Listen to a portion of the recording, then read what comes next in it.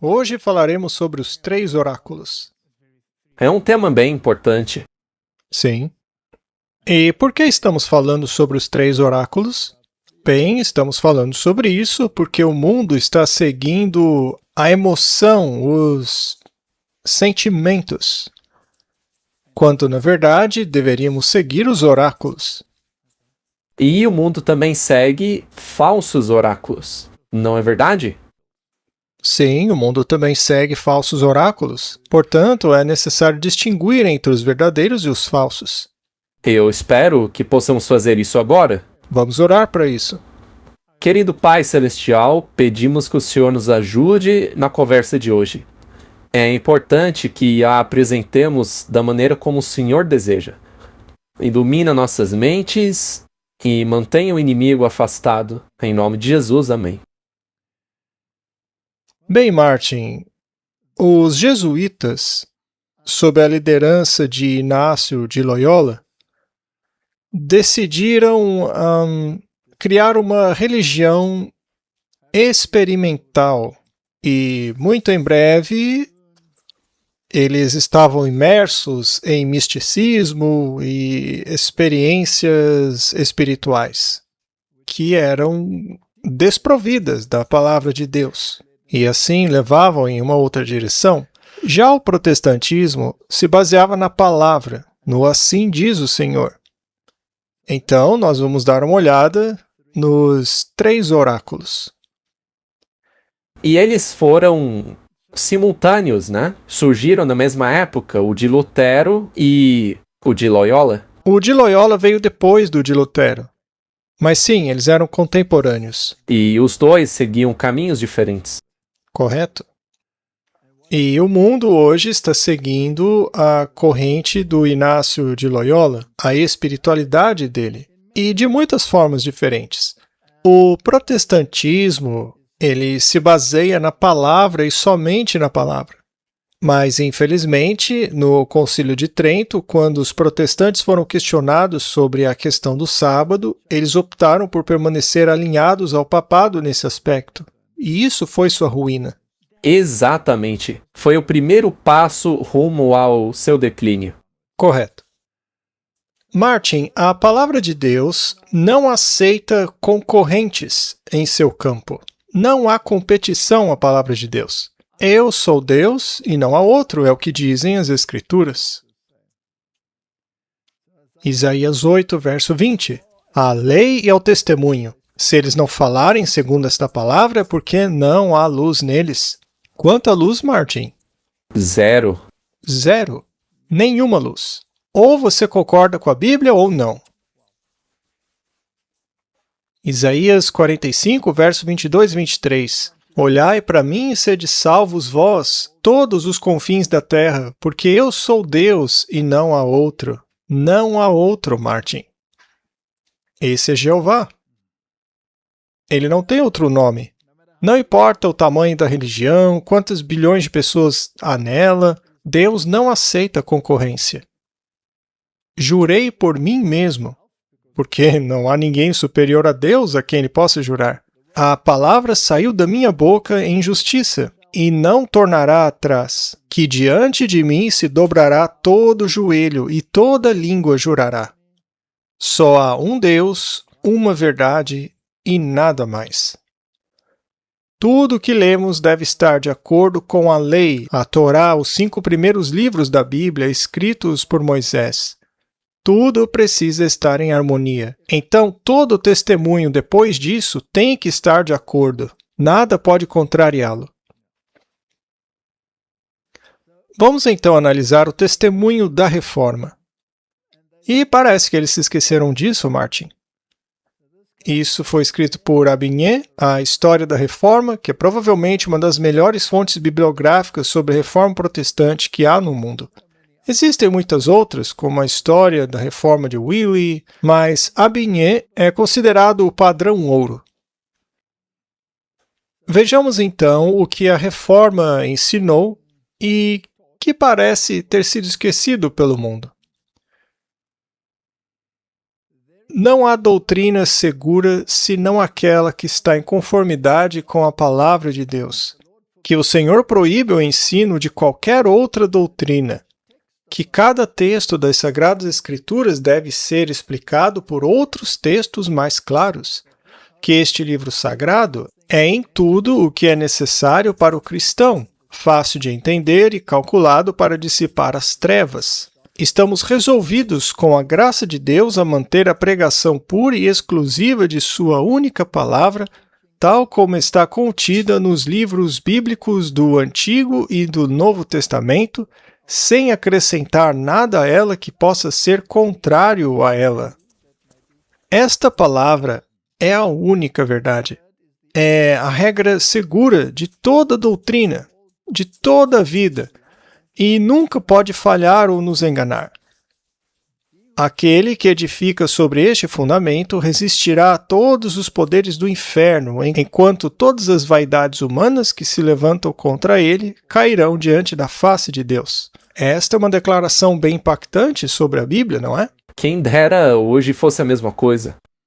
Não acrescentar nada à Bíblia, muito menos alterá-la. Ou ignorando algo e se apegando a sentimentos. Isso é muito interessante. Então, Martin, existem 3 maneiras que Deus escolheu para se revelar ao homem. A primeira, claro, a principal, sobre a qual tudo deve ser baseado, é a lei e o testemunho. Se não falarem de acordo com isso, não há luz neles. Esta é a palavra de Deus, é o testemunho. A Igreja de Deus deveria basear seus ensinamentos na Bíblia, na palavra. Tudo gira em torno da palavra de Deus. Sim, as Sagradas Escrituras são a revelação divina que trazem aos homens o conhecimento de Deus e das sublimes verdades da salvação. No testemunho de Jesus, encontramos a exortação divina que guia nossas mentes às maravilhosas verdades da palavra de Deus. Na Igreja de Cristo, temos a comunhão divina, que Deus sempre quis que significasse muito para nós, como filhos de Deus, em nossa comunhão um com os outros e em nossa comunhão com Ele. Então, a palavra de Deus que une o seu povo, certo? É dela que vem toda a verdade. Portanto, o testemunho e a igreja devem estar em harmonia com esta palavra. A revelação de Deus por meio de sua palavra é enfatizada assim. Escritura. Toda a Escritura é inspirada por Deus e útil para ensinar, para repreender, para corrigir e para instruir em justiça, para que o homem de Deus seja perfeito e plenamente preparado para toda boa obra. Ele está citando 2 Timóteo 3, 16, 17. Examinai as Escrituras, porque elas são a voz de Deus falando à alma. Então, Martin, este livro não tem as palavras de Deus, como gostam de dizer os católicos. Esse livro é a palavra de Deus. Porque se este livro apenas as contém, você pode conjecturar com relação ao que é a palavra de Deus e o que não é. O que, aliás, eles fazem o tempo todo com os testemunhos dela. Se qualquer testemunho não estiver em harmonia com a Bíblia, você tem um grande problema. Se a Bíblia apenas tivesse a palavra de Deus nela, aí você poderia decidir qual parte dela é a palavra de Deus e qual não é. E aí você escolhe. E neste caso, ela seria o seu testemunho. Muito bem. Vamos falar sobre o testemunho. A revelação de Deus por meio do testemunho de Jesus é enfatizada em Efésios 3, 4 e 5. O mistério de Cristo, que em outras gerações não foi revelado aos filhos dos homens, como agora foi revelado aos seus santos apóstolos e profetas pelo Espírito. O testemunho de Jesus é o espírito de profecia. É quando você recebe uma mensagem de Deus, como Paulo recebeu ou qualquer um dos profetas, você deve testar esses espíritos para ver se estão em harmonia com a palavra de Deus. Lemos em Testemunhos para a Igreja. Deus fala por meio de seus testemunhos. Devemos seguir as instruções dadas pelo espírito de profecia. Devemos amar e obedecer a verdade para este tempo. Isso nos salvará de aceitar fortes ilusões, ou seja, Deus deu testemunho para nos apoiar em nossa interpretação das Escrituras. Deus tem nos falado por meio de sua palavra. Ele nos falou por meio dos testemunhos para a igreja e por meio dos livros que ajudaram a esclarecer nosso dever atual e a posição que devemos ocupar agora. Qual é o nosso dever atual, Martin? Pregar as 3 mensagens angélicas. É o que Apocalipse nos ordena fazer, não é mesmo? E isso implica no quê? Toda a Bíblia, o Evangelho eterno. A primeira das 3 mensagens angélicas cita o Evangelho eterno, que é toda a Bíblia, não é? Vamos analisar uma advertência. Que poder resta ao Senhor para alcançar aqueles que rejeitaram suas advertências e repreensões e têm considerado os testemunhos do Espírito de Deus como simples sabedoria humana? Ou seja, quando as pessoas desconsideraram a sua palavra e deixaram de agir segundo ela, ele enviou testemunhos contundentes. E se as pessoas também rejeitam esses testemunhos, o que mais ele pode fazer? Nada, porque elas fecharam todas as portas. É como Deus disse no Antigo Testamento: Efraim se entregou a ídolos, deixai-o. No juízo, o que vocês que fizeram isso podem oferecer a Deus como desculpa de terem se afastado das evidências que ele lhes deu de que era ele quem estava trabalhando? Pelos frutos os conhecereis. Mateus 7:20. Eu não gostaria de repetir diante de vocês as evidências dadas nos últimos 2 anos sobre a atuação de Deus por meio de seus servos escolhidos. Mas a evidência atual de sua atuação lhes é revelada, e vocês agora têm a obrigação de crer. Vocês não podem negligenciar as mensagens de advertência de Deus, não podem rejeitá-las nem tratá-las levianamente, sob pena de perda infinita. A objeção, o ridículo e a deturpação só podem ser praticados à custa da degradação de suas próprias almas. O uso de tais armas não lhes garante vitórias preciosas, mas sim empobrece a mente e separa a alma de Deus. Martin, já falamos sobre o espírito de profecia em muitos episódios aqui. Uma vez que Deus deu tantas evidências da veracidade deles, dando-os diante de centenas de pessoas, com médicos analisando as manifestações físicas da profetisa, e depois analisando os frutos e observando sua harmonia com a palavra de Deus, aqueles que ainda rejeitam isso terão o mesmo destino dos que rejeitam a palavra de Deus. É verdade. Veja onde Israel chegou por ter rejeitado os testemunhos. As coisas sagradas são rebaixadas ao nível do comum, e é criada uma condição que agrada o príncipe das trevas e entristece o Espírito de Deus. A objetificação e a crítica deixam a alma tão desprovida do orvalho da graça quanto as colinas de Gilboa estavam destituídas de chuva. Não se pode confiar no julgamento daqueles que se entregam ao ridículo e à deturpação. Nenhum peso pode ser atribuído aos seus conselhos ou resoluções. É preciso ter as credenciais divinas antes de tomar decisões para moldar o funcionamento da causa de Deus. Martin, isso é bem direto, você não acha? É muito claro. Eu acho que se você quiser ter certeza disso, basta consultar a Bíblia sobre o assunto. Muito bem. Então fica claro para nós que a palavra de Deus é a base de toda a doutrina. Sim. E que os testemunhos são instruções diretas que nos levam à palavra de Deus e nos mostram como interpretá-la. Como estar em harmonia com ela. Vamos pegar um profeta antigo, vamos pegar Paulo, por exemplo.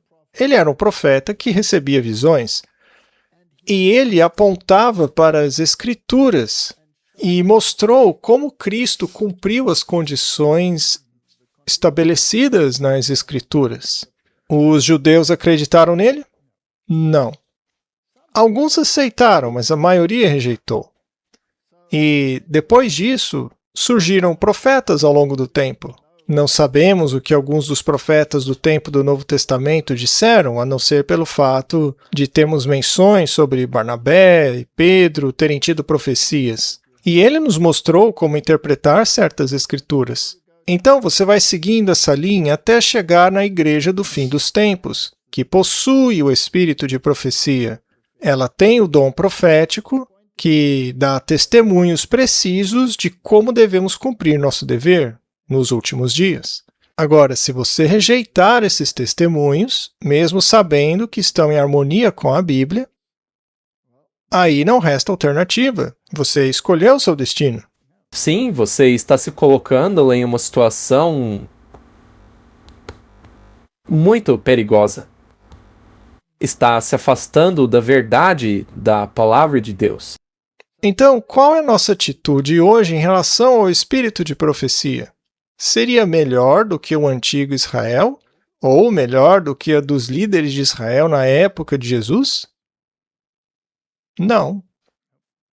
Eles queriam matar aquelas pessoas, eles os aprisionaram e, na verdade, mataram alguns. Ele veio para o que era seu e os seus não o receberam. Então, nada mudou, Martin. Veja, o fato de algo ser rejeitado pela maior parte da população não o torna falso. Isso é muito importante. Também há um versículo bíblico que diz: creiam nos profetas. Muito bem. Eles tinham as escrituras, ou seja, os testemunhos, e agora tem a igreja. A revelação de Deus por meio da igreja de Cristo é enfatizada. E para que todos vejam qual seja a dispensação do mistério que desde a existência do mundo esteve oculto em Deus, que criou todas as coisas por meio de Jesus Cristo, para que agora, pela igreja, os principados e potestades nos lugares celestiais sejam conhecidos pela multiforme sabedoria de Deus. Então, por acaso a igreja não tem o dever de pregar a verdade? E se a igreja deixar de pregá-la? Como saber se ela está pregando? Bem, é só comparar o que ela prega com a Bíblia. Muito bem. O espírito de profecia nos diz: ele propôs dar-lhes às nações a oportunidade de conhecê-lo por meio de sua igreja. Martin, será que nós podemos dizer: eu aceito a Bíblia, mas não aceito os testemunhos? Não. Quer dizer, você pode dizer isso, mas isso não vai atender os requisitos para fazer parte do remanescente ou qualquer coisa que exige que você faça a vontade de Deus. Muito bem. E se eu disser: olha, eu quero a Bíblia, mas eu não quero a igreja? Ora, é o mesmo problema. Mesmo problema, não é? Você precisa dos três.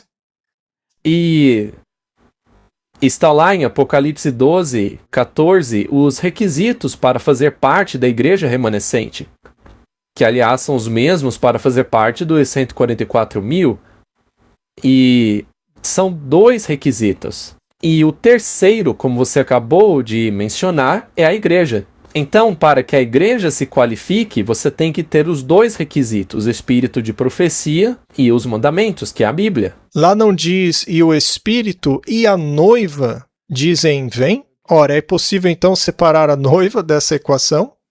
Não, não faz sentido dizer que você quer seguir a Cristo, mas não quer fazer parte de sua noiva. Que é a igreja. Principalmente a que tem o testemunho. Não, não faz sentido. Muito bem. Por meio da igreja, finalmente, se manifestará a demonstração final e completa do amor de Deus ao mundo. Alguém precisa pregar. Afinal, de que outra forma o mundo vai conhecer o amor de Deus? Muito bem, então temos 3 oráculos. Estes são as maneiras pelas quais a verdade de Deus chega ao mundo. Agora vamos fazer uma pergunta. Se temos 3 oráculos, isso invalida a ideia de que não temos outro credo além da Bíblia? Não. De jeito nenhum. Não, porque é a Bíblia que os valida. Sempre se volta nesse ponto. Muito bem. A Bíblia é a norma. Veja o que está escrito em O Desejado de Todas as Nações. Em cada página, seja de história, preceito ou profecia, as escrituras do Antigo Testamento irradiam a glória do Filho de Deus. Você só tem que encontrá-lo. Infelizmente, as pessoas não fazem isso. Elas rejeitam completamente. Não, o Antigo Testamento já era, tem que ser abolido. Ele faz parte da Antiga Aliança. Muito bem. Em que Paulo estava se apoiando quando tentou explicar às pessoas que Jesus cumpriu as profecias do Antigo Testamento? Ora, no próprio Antigo Testamento, porque não existia um novo. Ela estava cheia da glória do Filho de Deus. Pegue o sistema de ofertas, por exemplo. Tudo apontava para o seu sacrifício perfeito. Os 2 discípulos a quem Jesus deu o estudo bíblico no caminho para Emaús. Sim, o que foi que Jesus usou? Não foi o Novo Testamento, pois nem existia. E por que havia tantas ofertas diferentes? Porque uma única oferta não era suficiente para explicar o ministério do Messias, porque ele tem diferentes aspectos. Na medida em que era de instituição divina, todo o sistema do judaísmo era uma profecia compactada do Evangelho. A Cristo, todos os profetas dão testemunho, desde a promessa feita a Adão, passando pela linhagem patriarcal e pela economia legal, a gloriosa luz do céu tornou claros os passos do Redentor. Videntes contemplaram a estrela de Belém, a Siló que viria, enquanto coisas futuras desfilavam diante deles em misteriosa procissão. Em cada sacrifício, a morte de Cristo foi demonstrada. Em cada nuvem de incenso, sua justiça ascendeu. Por cada trombeta do jubileu, seu nome foi proclamado. No terrível mistério do Santo dos Santos, sua glória habitou. Martin, estava tudo lá, no Antigo Testamento. E, no entanto, eles o rejeitaram. Hoje não fariam o mesmo com o Novo Testamento? Estão fazendo a mesma coisa. Estão mutilando a palavra de Deus, escolhendo algumas partes e outras não, rejeitando o Antigo Testamento, dizendo que o Deus do Antigo Testamento era ruim, que só devemos amar o Filho. Tem gente falando todo tipo de bobagem por aí. Sim, como aqueles que defendem que o Novo Testamento joga fora a lei de Deus. Como assim? Eles aboliram algo que Jesus disse que nunca seria abolido. São declarações ridículas. A Bíblia e o Espírito de Profecia e a Igreja são as cartas de amor mais longas já escritas. Você concorda com isso? Sim. Aqui Deus fala aos filhos dos homens em uma linguagem de carinho afetuoso. Ele não apenas amou, mas amou tanto que nos deu o seu Filho eterno. Ele nos assegura repetidamente que nos ama, embora tenhamos sido pecadores e desobedientes. Ele diz, se vocês me amam, então guardem os meus mandamentos. Não deveria ser difícil entender isso. Como alguém pode ter um relacionamento com Jesus se ele não quer nem ao menos obedecer o que ele diz? Pois é. Observe as expressões utilizadas. Eu te amei com amor eterno. Portanto, antes mesmo da fundação do mundo, Deus já tinha decidido que morreria por nós. Ele já havia determinado. Então, a revelação divina também é conhecida como os oráculos de Deus. Lemos em Romanos 3, verso 2, sobre o oráculo de Deus, e em Atos 7, 38, os oráculos vivos. Essa revelação vinda do céu também é chamada de Palavra de Deus. Esse termo é usado tanto no Antigo quanto no Novo Testamento e vem em várias associações. Por exemplo, além da expressão Palavra de Deus, essa revelação divina é chamada de Palavra do Senhor, nos Salmos 18 e 30. E a palavra do Santo de Israel, em Isaías 5, 24. Então ela é sagrada. Sim. E quando algo é sagrado, você não mexe nisso. De jeito nenhum. Aliás, é o próprio Deus quem chama isso de santo. O Papa não se autodenomina santo? É o que eu queria dizer. Não interessa se ele se chame de santo, ou o santo X ou Y. Isso é tudo construção humana. Além disso, quando os profetas descrevem a comunicação divina por meio deles, eles dizem, a palavra do Senhor veio a mim dizendo... Então, o profeta não está falando de si mesmo. Ele não está usando as suas palavras, mas aquilo que Deus disse. Existem muitas variantes dessa expressão. Por exemplo, assim diz o Senhor, 2 Samuel 7:8. Como Deus disse, 2 Coríntios 6:16. Deus falou, Gênesis 8:15. O Espírito Santo diz, Hebreus 3:7. Eu, o Senhor, disse, Ezequiel 21:17. O Espírito Santo falou pela boca de Davi. As Escrituras dizem. Então, Martin, a palavra Bíblia é o termo mais frequentemente usado para se referir às Escrituras sagradas, mas Bíblia não é uma palavra bíblica. Ela vem do grego, Bíblia significa livros. Então há pessoas que dizem que não podemos usar a palavra Bíblia, mas só significa livros. Sim, Escrituras. O livro, a Bíblia Sagrada, é uma coleção sagrada de muitos livros. Este é o significado da palavra Bíblia.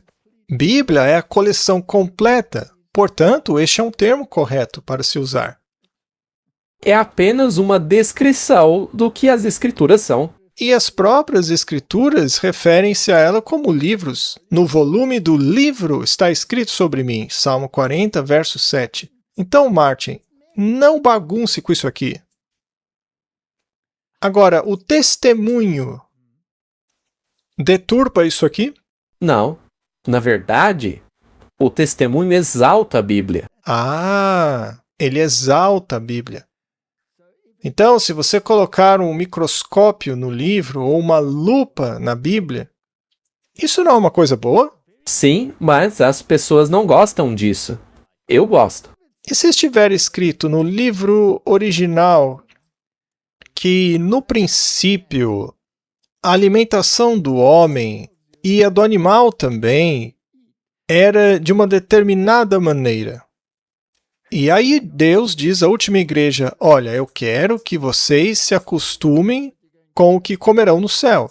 Ora, isso torna a pessoa que deu esse testemunho um falso profeta? Alguns dizem que sim, porque essa recomendação foi apenas para aquele período. É o que dizem, né? Muito bem, Martin. Embora seja um livro, graças a Deus, ele é o livro dos livros. Isso foi bem expresso nas seguintes linhas. Vamos falar um pouco sobre profetas e depois analisar esses versículos. Deve-se observar que quando chegou a hora da mensagem de advertência, Deus enviou seus mensageiros com palavras vivificantes vindas do céu, e isso foi reiterado inúmeras vezes nos registros sagrados. Então Deus usou profetas para enfatizar o que já estava estabelecido em um livro, mas que eles haviam ignorado e se esquecido. Pois é, quando o profeta de Deus aparece, não é para dizer, olha, a Bíblia está errada, olha, tem uma falha ali na Bíblia. Não, o profeta de Deus não faz isso. Então, Jeremias 25, verso 4, o Senhor enviou a vocês todos os seus servos, os profetas, mas vocês não deram ouvidos, nem inclinaram os seus ouvidos para ouvi-los. Esse é um problema comum, não é mesmo? Já acontece há milhares de anos. Muito bem, 2 Crônicas 36:15. E o Senhor, Deus de seus pais, enviou-lhes mensageiros, levando-os de madrugada e enviando-os porque teve compaixão do seu povo e do seu lugar de habitação. Deus é paciente, não é? Veja, não dá nem para explicar. A gente não perde a paciência? Eu não, Martin. Nunca perco minha paciência. Ora, Walter, desde que a gente vive nessa terra e você vive há mais tempo do que eu, veja quanto tempo Deus vem lidando com isso. Olha, Martin, eu espero que Jesus volte logo porque eu não aguento mais, eu não suporto mais a pompa e o glamour que eles associam a essas mentiras. O que eles fazem me dá náuseas. Eu não sei, e você? Temos que orar por paciência, Walter. O testemunho por meio do profeta Zacarias é o mesmo, pois ele escreve a respeito de profetas. As palavras que o Senhor dos Exércitos enviou em seu espírito por meio dos profetas anteriores. Ora, Martin, se Deus sempre agiu assim, Por que não queremos aceitar em nossa época? Não foi o próprio Deus que disse que tudo o que ele diria seria por meio dos profetas? Pois é, Martin. Não dá para entender as pessoas. Uma vez você disse, Martin, que se quiser ouvir a palavra de Deus, é só ler a Bíblia em voz alta. Não, você disse isso. E depois eu repeti um pouco depois. Ah, tá bom. Você disse, se quiser ouvir a voz de Deus, é só ler a Bíblia em voz alta. Aí você ouve Deus. Pois é. Tá bom, então. Tanto a palavra de Deus falada quanto a escrita continuam sendo a palavra de Deus. A palavra de Deus não foi apenas proferida pelos profetas na antiguidade, como também foi escrita, embora nem todas as palavras dos profetas tenham sido registradas nas Escrituras. Quando Natã falou, ele ainda era profeta. Mas às vezes Natã deu uma opinião e teve que voltar atrás, porque sua opinião não estava correta. Sim, porque a palavra de Deus foi a ele depois e o fez entender melhor.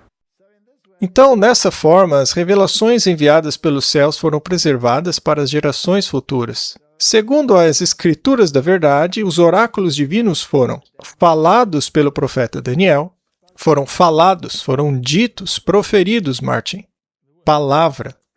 Foram proferidas pelo Senhor ao profeta, Mateus 1, 22, foram proferidas para o profeta Isaías, proferidas por Jeremias, o profeta, proferida pela boca dos seus santos profetas. Então eles falaram. Agora, parte disso foi anotado, outra parte não. Mas isso não torna menos palavra de Deus. E a Bíblia também diz que foram escritas. Coisas que estão escritas podem se cumprir. Então você tem a palavra falada e a palavra escrita. E se um profeta falar, é melhor prestar atenção. E quanto à palavra escrita? O testemunho dos próprios profetas ao longo dos séculos, os profetas do Altíssimo, declararam sem hesitação que a palavra que davam ao povo de sua época veio do Senhor. Vamos ver algumas das expressões que eles utilizaram. Diz o Senhor. O Senhor diz. O Senhor me respondeu e disse.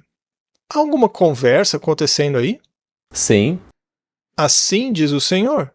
A palavra do Senhor que veio, a palavra do Senhor veio a mim dizendo, a palavra que veio do Senhor dizendo, o Senhor me disse a sua palavra, o que disse o Senhor, a palavra de Deus, a escritura da verdade. Ou seja, está claro como meio-dia, não dá para não entender. É autoexplicativo. Veja, ultimamente, as pessoas também dizem essas coisas aí.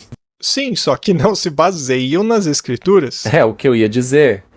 Então você vê muitas pessoas dizendo, o Senhor me disse, o Senhor me disse. A Paula White, lá do Trump, não disse, o Senhor me mostrou?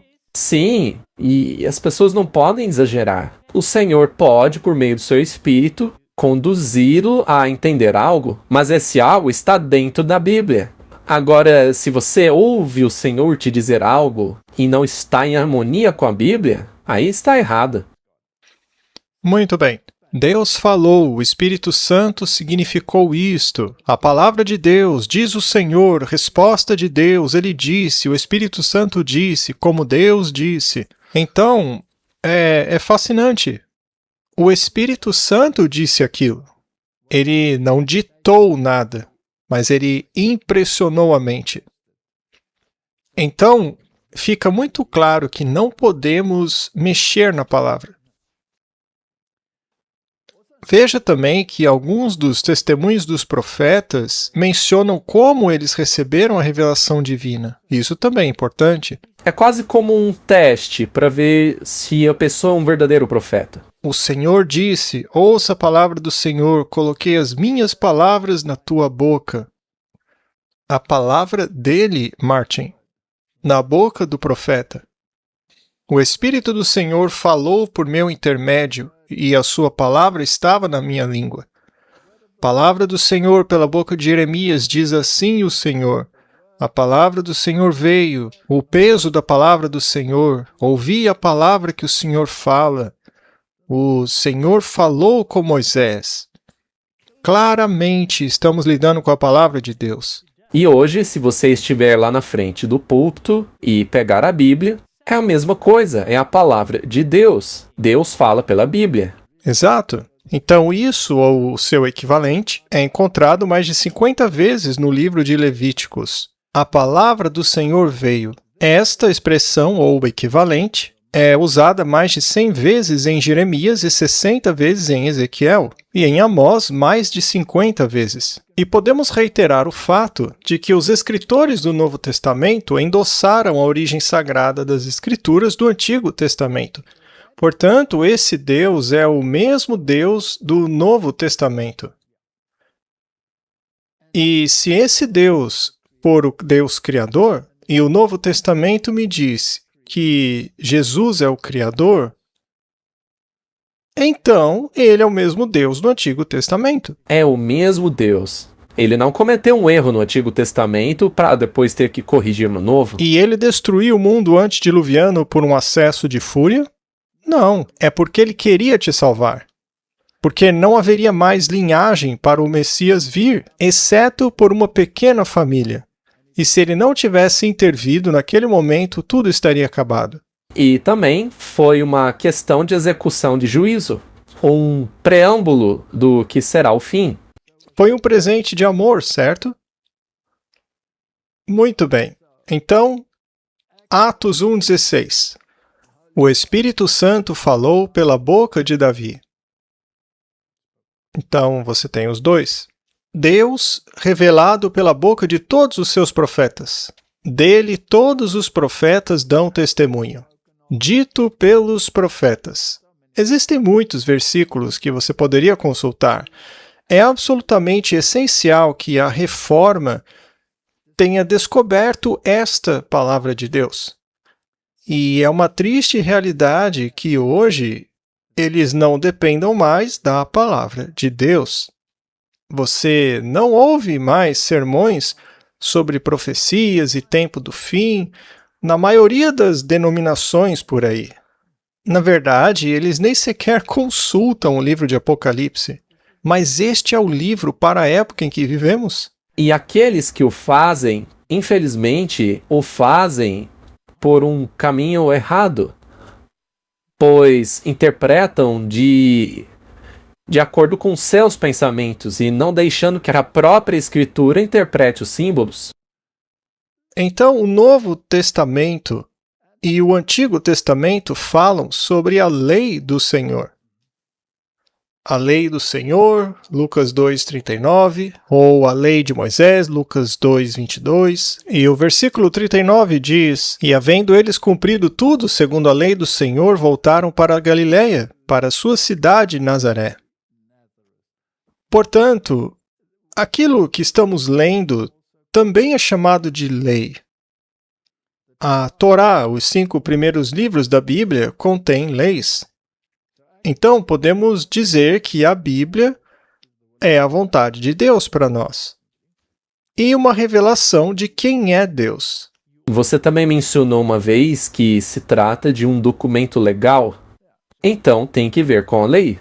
E é fascinante como a Bíblia foi escrita de forma que nós não fôssemos distraídos por vírgulas ou pontos ou coisas do tipo. Você tinha que determinar isso de acordo com o contexto e não de acordo com a pontuação. Deve ter sido muito difícil porque o hebraico não continha vogais e estava escrito em um bloco sólido. Se você quisesse ler João 3,16, ficaria mais ou menos assim.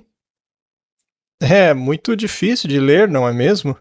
Mas se você ler com atenção, escrito em inglês, a frase diz: porque Deus tanto amou o mundo que deu o seu Filho unigênito para que todo aquele... Só um momento. Para que todo aquele que nele crê não pereça, mas tenha vida eterna. Então, era assim que você tinha que ler. Deve ter sido difícil, né? Com certeza você precisava de treinamento para ler. Mas isso é incrível, porque hoje nós temos problemas por causa da pontuação. Existem doutrinas baseadas em uma vírgula no lugar errado, né? Muito bem, Martin, agora uma observação minha. Se um texto desse tipo fosse entregue a qualquer um de nós, certamente teríamos dificuldades consideráveis em saber quais vogais usar e também como usá-las, para separar as diversas palavras umas das outras. Sim, como acabamos de ler aí em João 3,16, mas a gente já conhece o texto. Agora, se tivesse que ler aquilo, você ficaria confuso. Com certeza. Pois somente após o retorno dos judeus do cativeiro da Babilônia que as palavras hebraicas foram separadas umas das outras e o Antigo Testamento hebraico organizado em parágrafos e versículos. Antes era um bloco sólido. Então, isso foi para facilitar o entendimento. Nesta época, os caracteres hebraicos quadrados foram substituídos pelo antigo alfabeto hebraico fenício ou arcaico. As mudanças que foram feitas foram introduzidas gradualmente e abrangeram um período considerável. O Dr. Ginsburg, um judeu cristão da Polônia, que se tornou um eminente estudioso do hebraico, afirma que este trabalho foi iniciado nos dias de Esdras por homens conhecidos como soferim, ou os escribas. Vários séculos se passaram, ao que parece, antes que quaisquer outras mudanças importantes fossem introduzidas. Os sinais vocálicos surgiram por volta de 500 a 600 depois de Cristo e foram o trabalho de homens conhecidos como maçoretas. Isso é fascinante. Deve-se lembrar também que muitas das letras hebraicas diferiam umas das outras em um detalhe muito pequeno. Então, você podia cometer um erro, tinha que ser muito meticuloso. Mesmo no texto impresso, essas diferenças não são muito facilmente discerníveis. Quanto mais difícil observá-las em cópias manuscritas. Na verdade, Martin, é um verdadeiro milagre termos a palavra de Deus em sua forma pura. Deus disse, eu vou preservar a minha palavra, e ele o fez. Então, agora nós estabelecemos que a Bíblia é a palavra de Deus. Mesmo que tenham sido ditas por profetas, são as palavras de Deus, porque ele as colocou em suas bocas. Vamos analisar alguns símbolos da igreja. O primeiro é exército. Você tem que se alistar nesse exército. 2 Timóteo 2:3. Portanto, suporte as dificuldades como um bom soldado de Jesus Cristo. Então a igreja é um exército, estamos numa guerra. Temos uma armadura para vestir. 1 Timóteo 1,18. Esta ordem eu te confiei, filho Timóteo, segundo as profecias que foram feitas a teu respeito, para que por elas milite a boa guerra. Outras versões dizem o bom combate. É uma guerra. Estamos em uma verdadeira guerra. A igreja também é um templo de pedras. Existem muitos símbolos utilizados para a igreja. 1 Pedro. Vós também, como pedras vivas, sois edificados casa espiritual, um sacerdócio santo, para oferecer sacrifícios espirituais aceitáveis a Deus por Jesus Cristo. Por isso também está escrito nas Escrituras, eis que eu coloco em Sião uma pedra angular, eleita, preciosa, e quem nela crê não será confundido. Então, onde devemos ser construídos, Martin? Na pedra fundamental. E a lei deve protegê-la. E não há nenhum outro fundamento para esta igreja.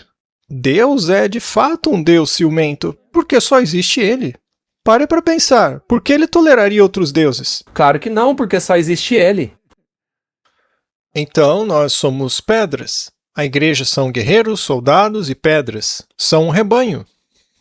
Não temais, pequeno rebanho, porque o vosso Pai se agradou em dar-vos o reino. E a igreja também é um ramo. Eu sou a videira, vós sois os ramos. Aquele que habita em mim e eu nele, o mesmo dá muitos frutos, pois sem mim nada podeis fazer. Então os ramos são todos diferentes, mas todos recebem a sua energia da videira. Aquilo que temos em comum é Cristo. Sim, e não a sua individualidade.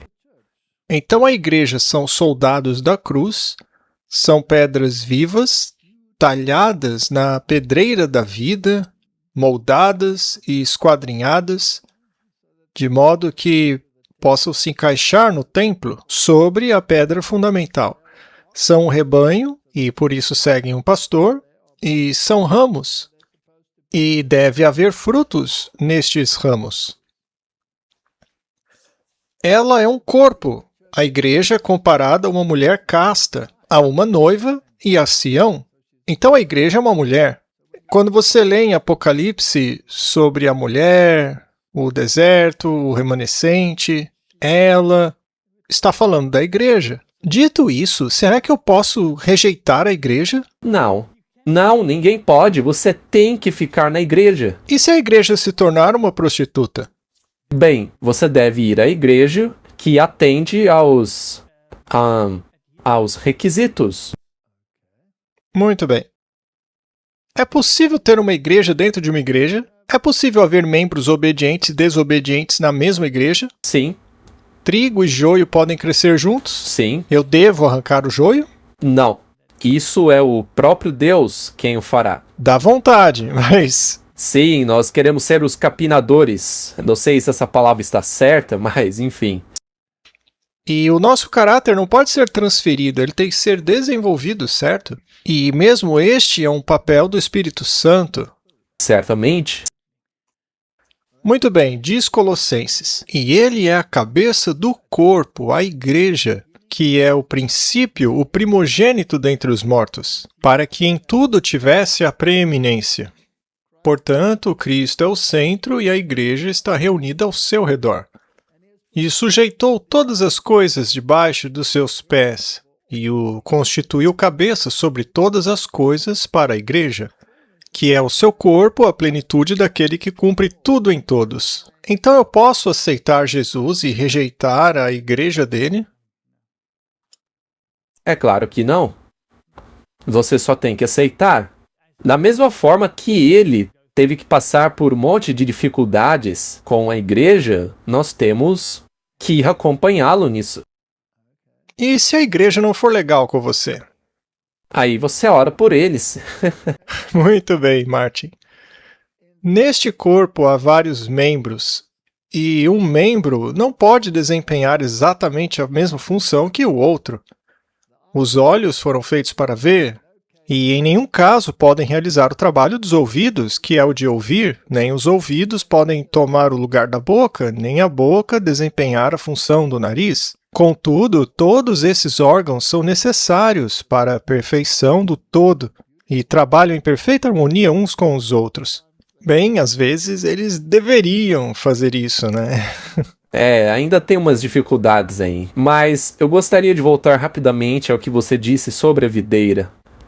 Você explicou aos nossos alunos da escola de evangelismo a importância disso daí.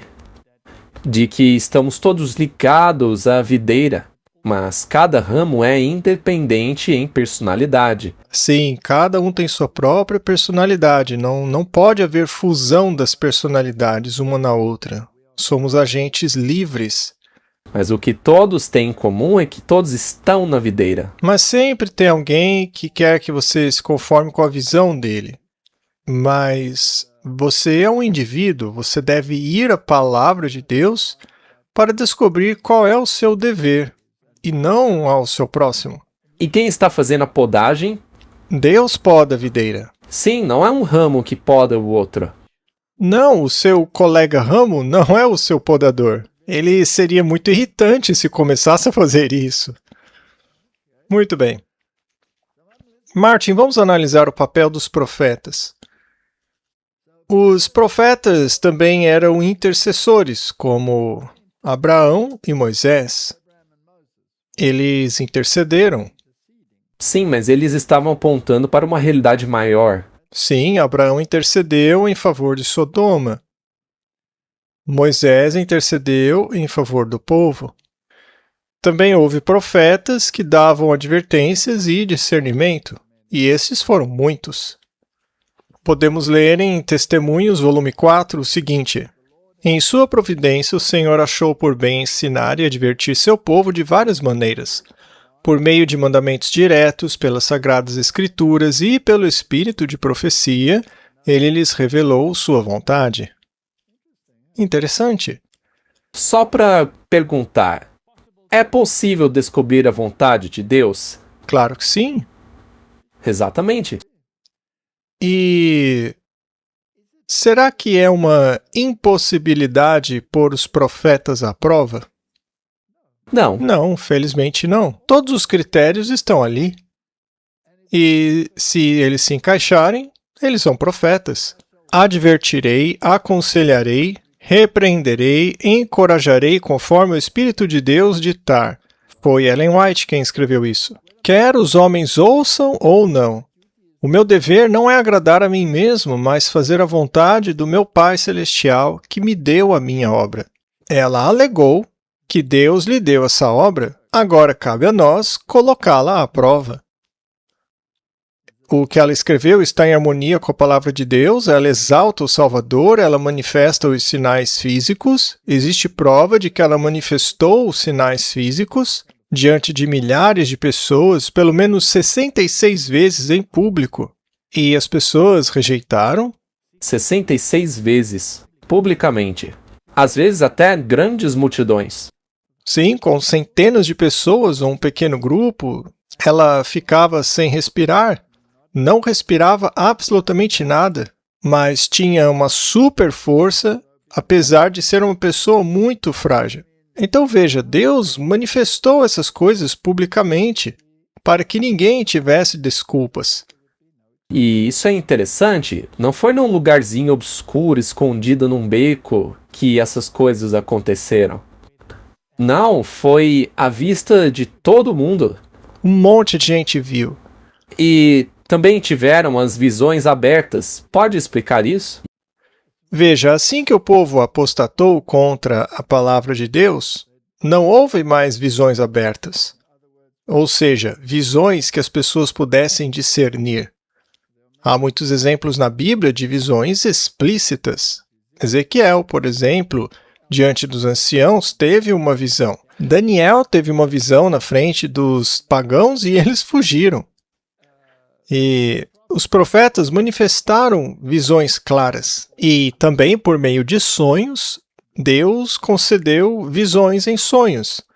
Mas as manifestações públicas vinham acompanhadas de certos atributos físicos, como ausência de respiração, olhos abertos. Primeiro ela cai de fraqueza e depois levanta-se fortalecida por Deus. Por outro lado, a Blavatsky, ela tinha que respirar para sobreviver. Mas e se você tivesse que profetizar e ficar sem respirar por mais de 6 horas? Isso é impossível. E com acompanhamento médico, certificando-se de que ela não tinha respirado, hein? Apenas Ellen White teve essas manifestações públicas e mais de 60 vezes. Então, Martin, precisamos testar os outros critérios também. Por acaso ela exaltou a palavra de Deus? Ela lia a Bíblia do jeito que ela é? Ela não dizia que a Bíblia é o nosso único credo? E foi ela mesma que disse isso. É o nosso único credo. Então, ou a aceitamos ou rejeitamos.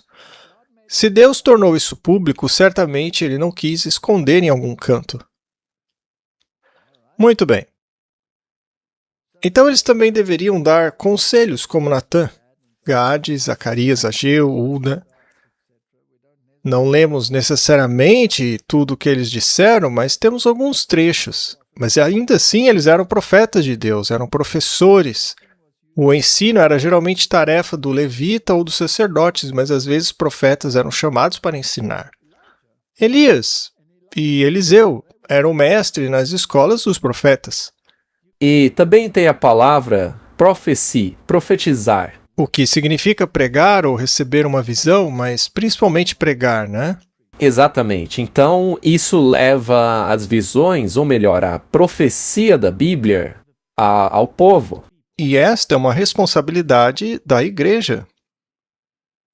Jeremias 32. Eles me viraram as costas e não o rosto, embora eu os ensinasse. Ou seja, ele era um professor, certo? Levantando-me cedo e ensinando-os, eles não deram ouvidos à instrução. Os profetas também são denunciadores do pecado. Eles eram frequentemente tratados com desprezo, como foi Jeremias. Portanto, um verdadeiro profeta deve ter todos esses aspectos. E, Martin, os escritos de Ellen G. White, por acaso eles contêm conselhos? Ora, claro que sim. E é por isso que as pessoas não gostam muito. Eles ensinam, não é? Muito bem.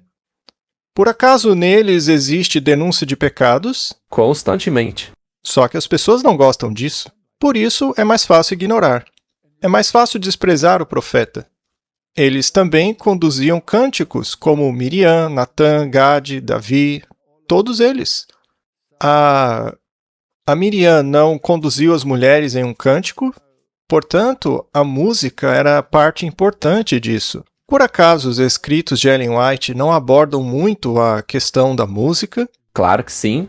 Sobre o tipo de música. Exatamente, não dão conselhos sobre isso? Eles dão luz sobre o que é música sacra e o que não é. Em 2 Crônicas nós lemos: Ele pôs os levitas na casa do Senhor com símbolos, saltérios e harpas, conforme o mandamento de Davi, de Gade, o vidente do rei, e de Natã, o profeta. Porque assim foi o mandamento do Senhor por meio dos seus profetas. Ora, os levitas não eram uma simbologia da igreja? Toda promessa que se aplicava aos levitas se aplica ao povo de Deus em sua igreja. Portanto, os levitas hoje são os membros da igreja. E a música é uma parte muito importante disso. Sim, e nós, a igreja, precisamos entender a grande responsabilidade que temos, porque a responsabilidade dos levitas não era pequena. Então a música que cantamos deve ter todos os atributos da música celestial. Ela não deve levar você a um estado alterado de consciência. Muito bem, os profetas também eram pessoas que interpretavam o passado e o presente e o futuro. Certamente. Daniel não fez isso? Ezequiel não fez isso? Jeremias não fez isso? Ora, por que a profetisa dos últimos dias também não faria isso? E os profetas às vezes recebiam mensagens que não entendiam, ou não sabiam a quem eram dirigidas essas mensagens. Não é verdade? Sim, deixa o caso de Daniel. Daniel não entendeu. Elias também recebeu uma mensagem destinada ao futuro rei Jorão, que só foi compreendida muito tempo depois de sua morte. No momento, ele não sabia do que estava falando. 2 Crônicas: E chegou-lhe uma carta do profeta Elias, dizendo: Assim diz o Senhor, Deus de Davi, teu pai, visto que não andaste nos caminhos de Josafá, teu pai, nem nos caminhos de Asa, rei de Judá. Isso nos leva a concluir que Elias já havia falecido quando esta mensagem foi entregue ao rei. É verdade. E é por isso que as profecias da Bíblia são válidas para nós hoje. Por acaso Ellen White não escreveu mensagens por carta que tinham que viajar o oceano em um caminho longo e tedioso naqueles dias para finalmente aparecer na mesa, digamos, do presidente de uma conferência? E ele então abre a carta bem no momento em que a pessoa sobre quem a carta falava estava sentada bem em sua frente. Isso é incrível. Pois é. O evento não havia ocorrido ainda. Ou então, em outra ocasião... Sim, o que ela escreveu na carta só foi acontecer 3 meses depois, no futuro. Em outra ocasião, ela teve uma visão sobre uma reunião onde decidiriam tornar as posições doutrinárias da igreja menos preeminentes em seus escritos. E essa carta só foi lida meses depois de escrita. Só que a reunião a qual a carta se referia tinha acontecido na noite anterior à leitura. Isso é inacreditável.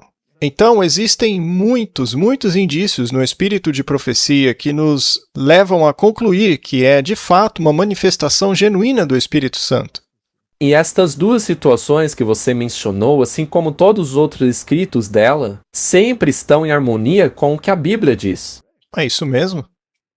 Conforme o Senhor tem se manifestado por meio do espírito de profecia, o passado, presente e futuro já me foram apresentados. Passado, presente e futuro, igual Daniel. Já me foram mostrados rostos que eu nunca havia visto, e somente anos mais tarde, após vê-los, eu os reconheci.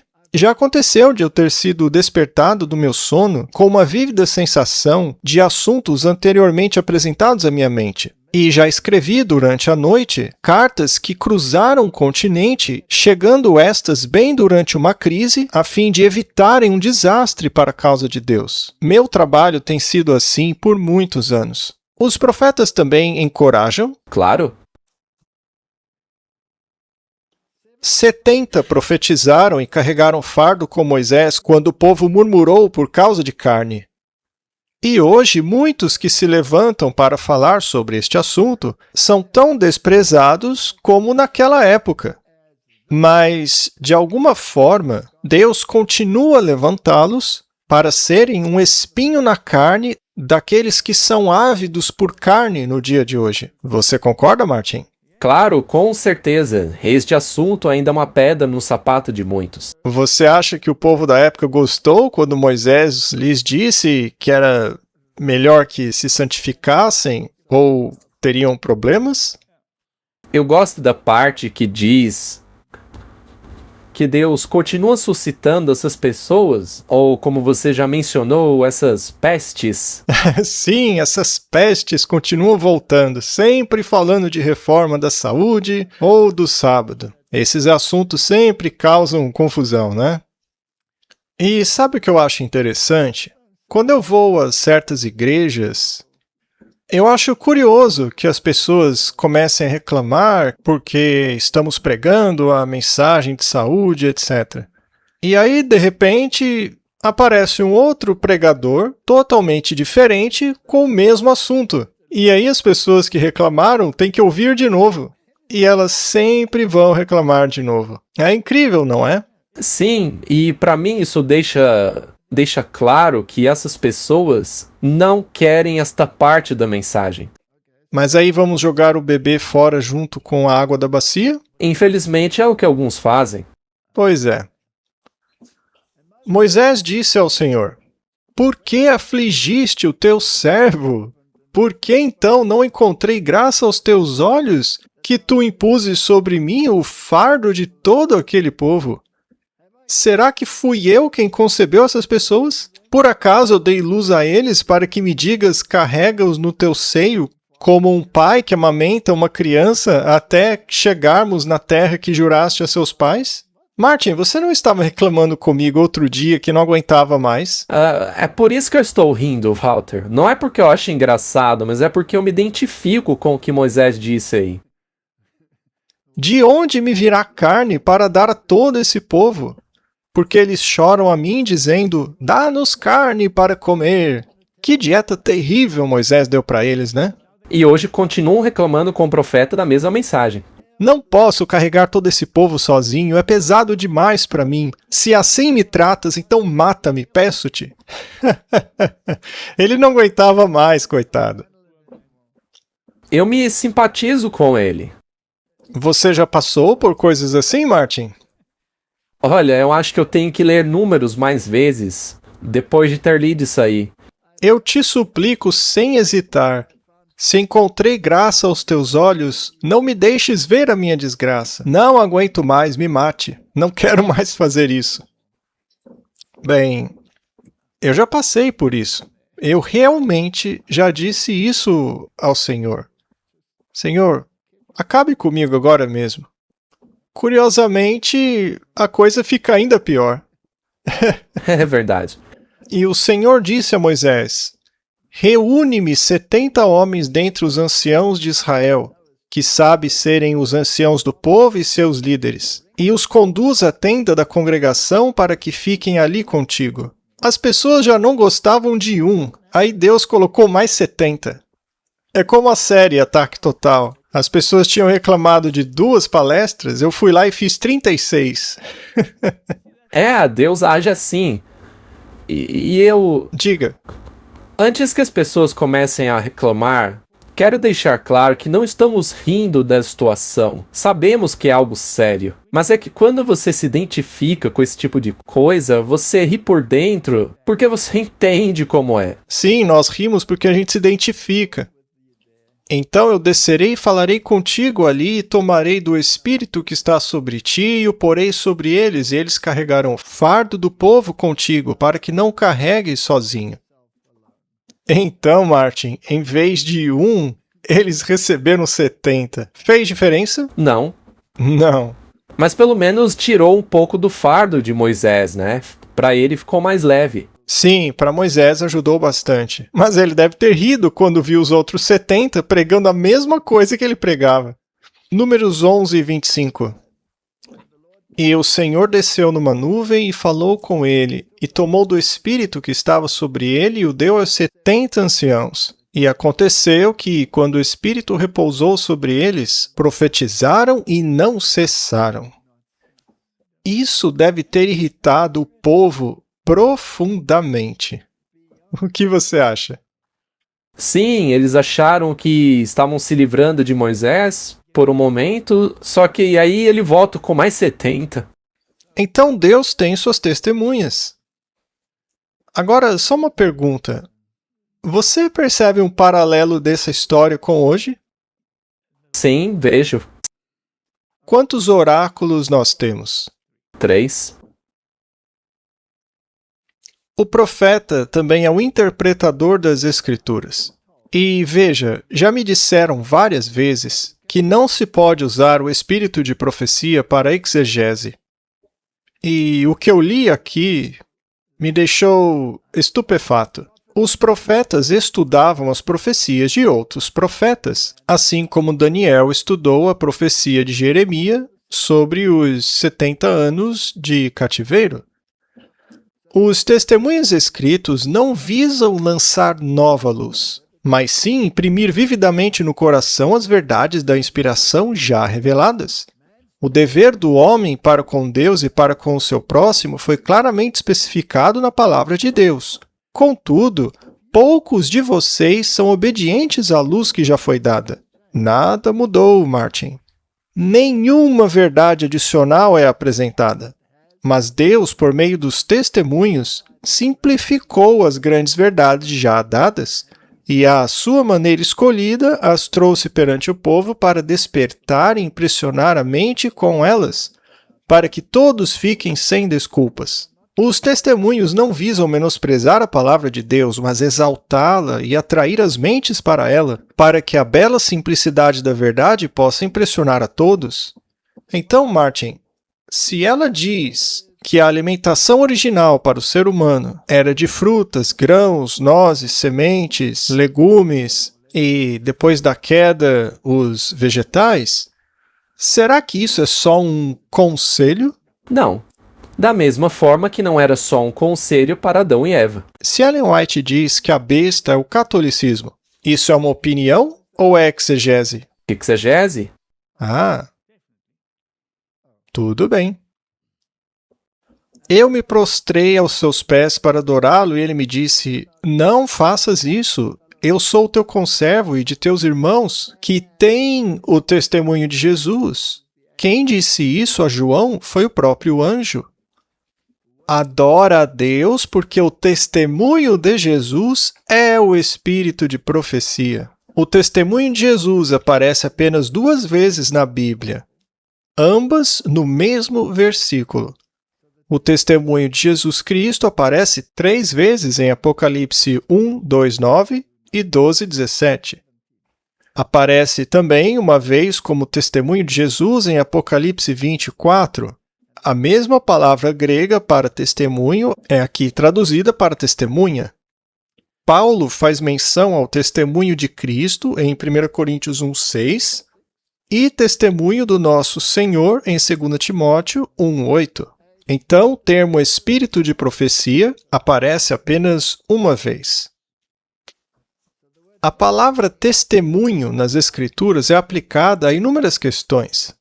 Os 10 mandamentos, a lei de Deus, o testemunho legal entre duas partes, testemunho a respeito de outros, testemunho dado por alguém a respeito de si mesmo, e a mensagem dos profetas. Então, isso é um testemunho. Os profetas falaram pelo Espírito de Cristo que neles estava. Da mesma forma, o dom profético deveria se manifestar no remanescente. Você concorda, Martin? Sim, esses são os critérios. Então, em 1 Pedro 1, 10 e 11, diz assim: a respeito dessa salvação, os profetas inquiriram e investigaram diligentemente, os quais profetizaram a respeito da graça que vos seria concedida, investigando qual era o tempo ou a ocasião que o Espírito de Cristo que neles estava indicava, ao predizer os sofrimentos de Cristo e a glória que deveria seguir. Então, eles estudaram e se perguntaram onde isso se aplica. Quando isso vai acontecer? Havia profecias de tempo que eles podiam estudar. Havia as outras profecias que eles podiam estudar. Havia palavras que foram ditas que eles podiam estudar, como o livro de Salmos, por exemplo. Não é um testemunho para Jesus. Não é um testemunho sobre Jesus. É o testemunho de Jesus. Isso é muito importante. Sim, se você não entender isso, você pode se confundir em todo tipo de coisa por aí. Sim, qualquer pregador pode falar sobre Jesus, mas não significa necessariamente que sua mensagem é o testemunho de Jesus. Jesus fala por meio de seus profetas e revela seus segredos aos profetas. Como diz Jeremias 1:9, ele coloca suas palavras em suas bocas. E agora Amós 3:7, certamente o Senhor Deus não fará coisa alguma sem primeiro revelar o seu segredo aos seus servos, os profetas. Será que Deus deixaria o último movimento na terra representá-lo sem o dom profético? Não faz sentido. Não faz sentido nenhum. Mas o que acontece é que as pessoas se esqueceram. E a outra coisa é que eles interpretaram a Bíblia de acordo com a sua interpretação. Só que o testemunho foi dado para levar de volta a Bíblia, para alinhar as coisas. E não seria justamente no momento em que o mundo está uma gigantesca confusão, não seria a hora certa para Deus agir? Claro. Sim. E ele sempre agiu assim. Considere quando eles foram levados para o cativeiro. Isso aconteceu porque o país inteiro saiu dos trilhos. E Deus teve que levantar um profeta. E hoje o mundo está indo para o buraco e Deus não levantaria um profeta? Não faz sentido. Jeremias 1:9. Então o Senhor estendeu a sua mão e tocou a minha boca. E o Senhor me disse, eis que pus as minhas palavras na tua boca. Então é isso que acontece quando um profeta fala. A Bíblia é suficiente para todas as nossas doutrinas. Este é o oráculo número 1. Mas a própria Bíblia ensina princípios sobre dons espirituais. Sola Escritura, portanto, não pode negar a função do Espírito Santo e seu papel, pois são parte das Escrituras. Então, quando os discípulos começaram a profetizar sobre o poder do Espírito Santo, a palavra de Deus dizia que isso ia acontecer. E está escrito na palavra de Deus que o remanescente terá o espírito de profecia. Aceite isso ou rejeite por sua própria conta e risco. Os dons espirituais, portanto, guiam a igreja na interpretação correta das Escrituras e corrigem os males que se infiltram na igreja. Negar este ofício do Espírito Santo é negar as Escrituras que o informam.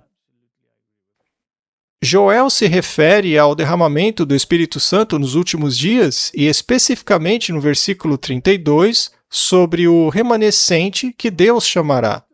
E acontecerá depois disso que derramarei o meu Espírito sobre toda a carne. Vossos filhos e vossas filhas profetizarão, vossos anciãos terão sonhos, vossos jovens terão visões, e também sobre os servos e sobre as servas naqueles dias derramarei o meu espírito. Então ele está profetizando que essas coisas vão acontecer. E mostrarei prodígios nos céus e na terra, sangue, fogo e colunas de fumaça, e o sol se escurecerá. Martin, todos esses sinais já passaram. A lua já ficou como sangue. Ele está nos dizendo a hora exata em que isso aconteceria. Ainda assim, as pessoas dizem que não é verdade. Pois é. Veja, isso é realmente impressionante. Porque vivemos uma época muito privilegiada da história.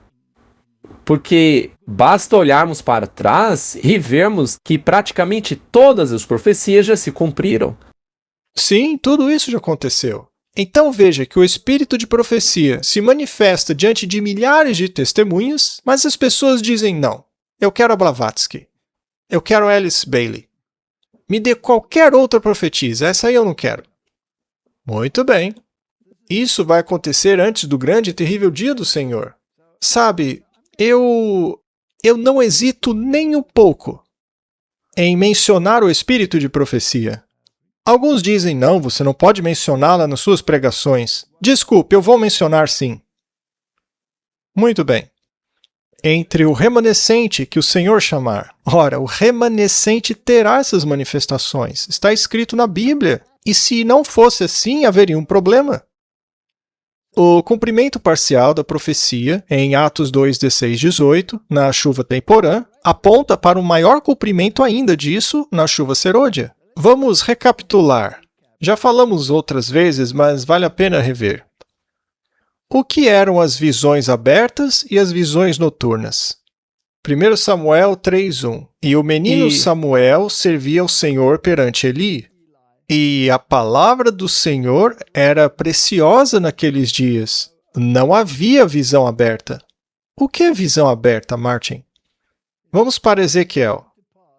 No 6º ano, no 6º mês, no 5º dia do mês, estando eu sentado em minha casa e os anciãos de Judá sentados diante de mim, a mão do Senhor Deus caiu ali sobre mim. Então olhei e vi uma semelhança com aparência de fogo. De seus lombos para baixo, fogo.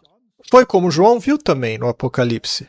E de seus lombos para cima, era uma aparência de brilho como a cor do âmbar. Então isso aconteceu diante de todos, foi uma visão aberta.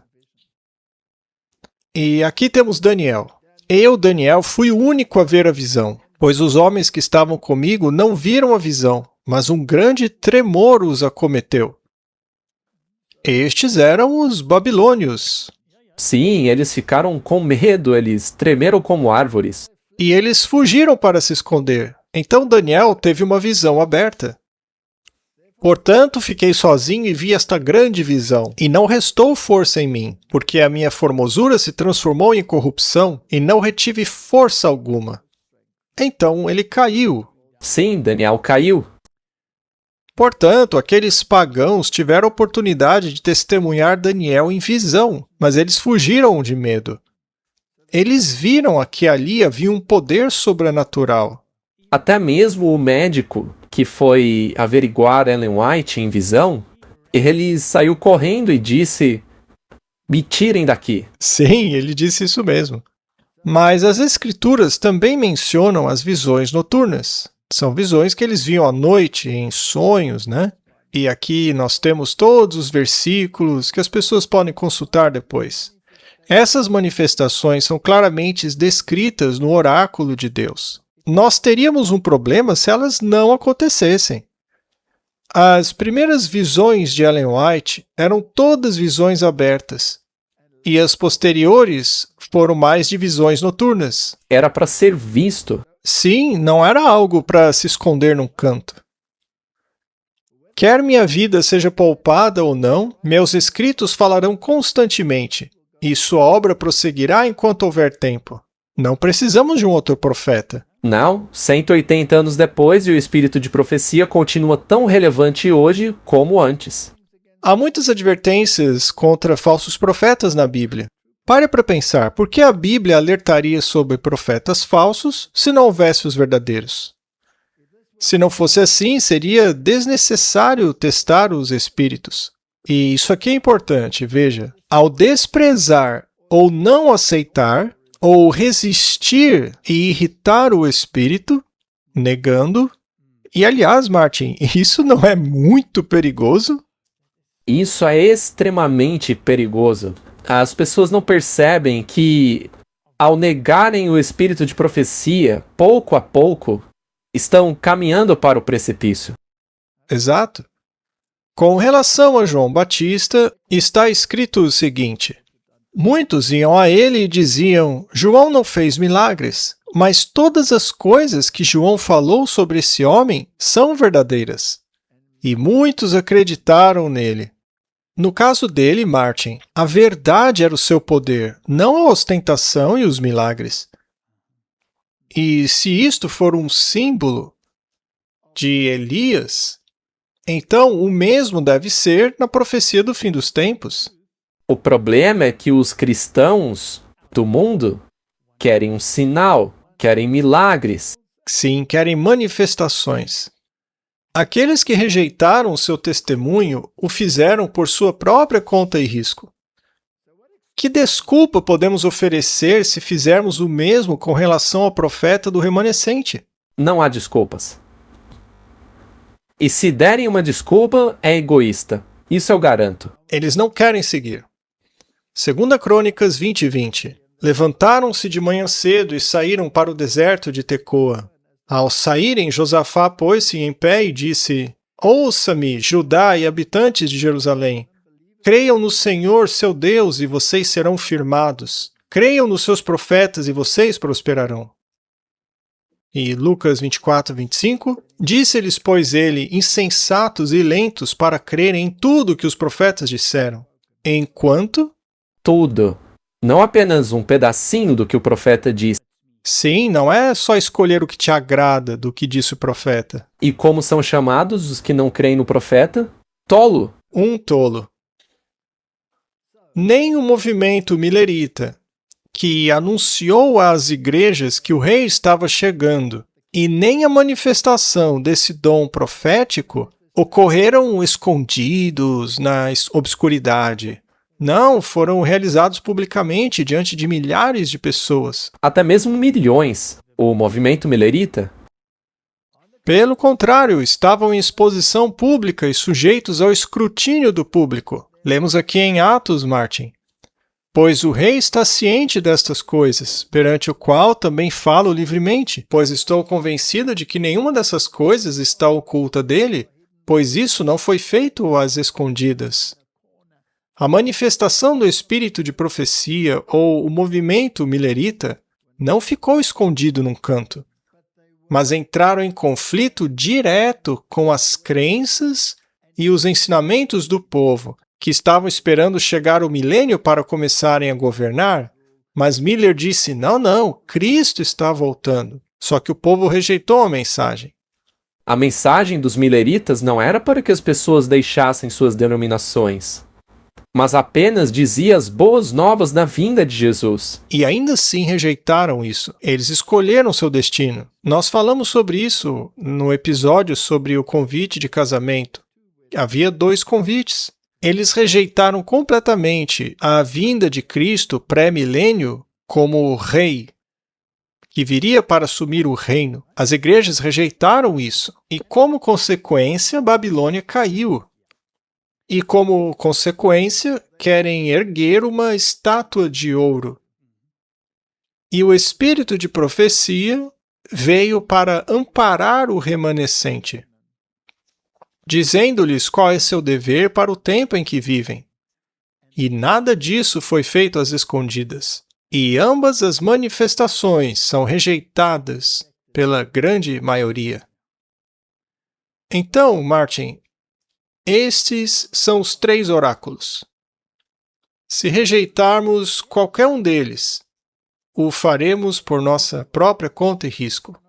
Eu não posso rejeitar a palavra, não posso rejeitar o espírito de profecia, e não posso rejeitar a igreja remanescente, na qual os 2 primeiros se manifestam. A salvação vem dos judeus E o remanescente guarda os mandamentos e se apega ao testemunho. É um pacote completo. Aceite ou recuse. Vamos orar. Pai Celestial, obrigado pelos 3 oráculos. Embora às vezes seja difícil estar no meio do joio, e às vezes nós mesmos somos o joio e precisamos ser limpos. Então, Pai, não nos deixe sozinhos, e nós te agradecemos pela orientação que nos destes nos testemunhos, para que possamos compreender melhor os oráculos. Eu peço em nome de Jesus. Amém.